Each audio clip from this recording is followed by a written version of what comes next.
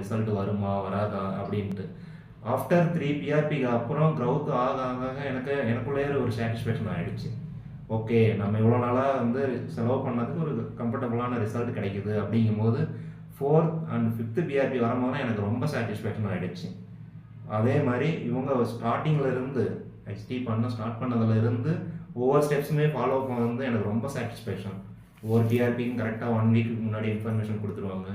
அதே மாதிரி வரும்போது வந்து ரொம்ப ரூரலாக இல்லாத அவங்க எப்படி ஒரு பேஷண்ட் எப்படி ட்ரீட்மெண்ட் பண்ணணும் அப்படிங்கிற ஒரு பேஷண்ட்டுங்கிறத தாண்டி அவங்க வந்து நம்ம ஒரு கஸ்டமரு, அவங்க வந்து நமக்கு ஒரு கிளைண்ட்டு அப்படிங்கிற ஒரு ஸ்டேஜுக்கு நல்லா ஃபாலோ பண்ணுறாங்க.